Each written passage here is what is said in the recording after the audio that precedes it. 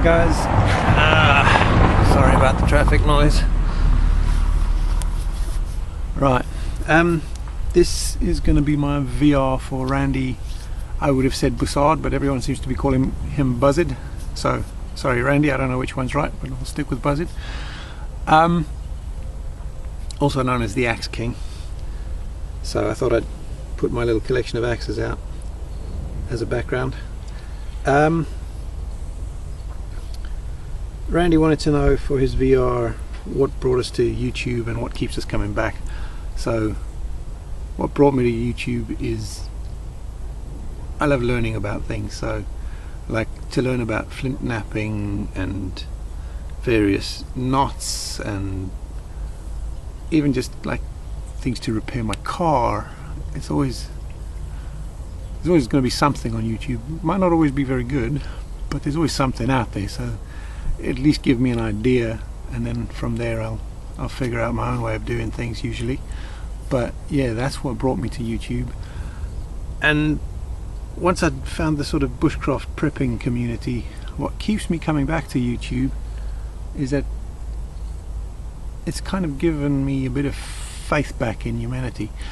In my past in South Africa with law enforcement and military and stuff, I saw the worst of human nature quite a lot.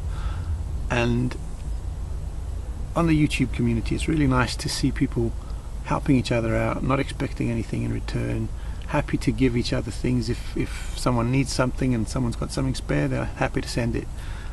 To me, that kind of restores my faith in humanity a little bit.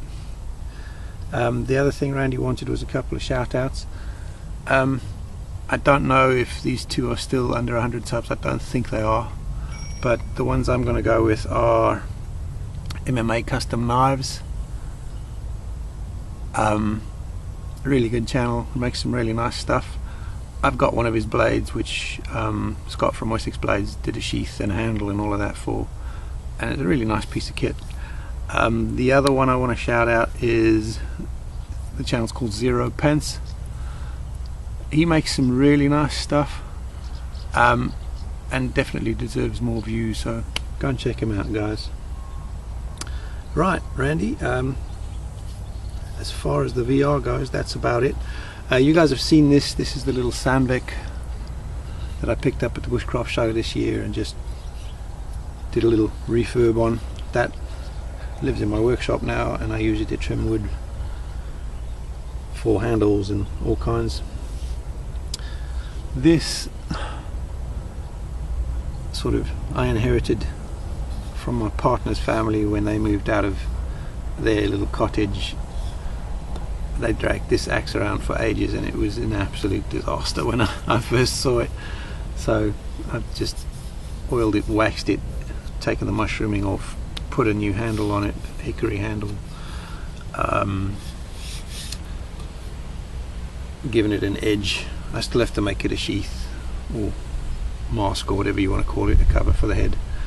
But yeah, nice small little sort of hatchet.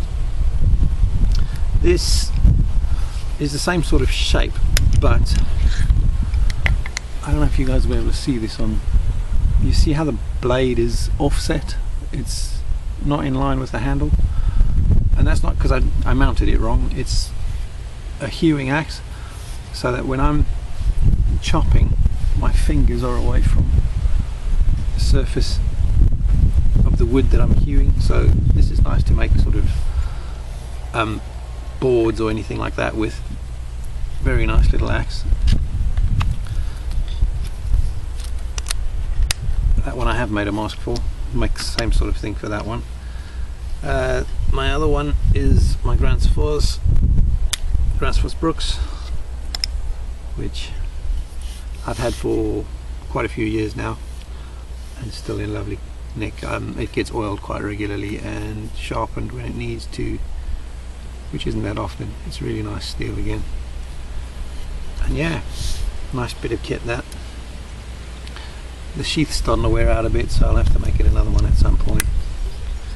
And then last but not least, this is probably my favourite axe at the moment, just because it's got a bit more weight, a longer handle. This is my Wetterlings that I bought myself. Absolutely love this thing. You see the handle's not quite as dark as the Transfers yet, but it will, the more it gets oiled and used, the darker it'll become. It'll eventually look like this one. Anyway, Randy, I hope that's okay for a VR, mate. Congratulations on your subs. You're way past the 125 now, I'm sure. So yeah, thanks very much. Take care.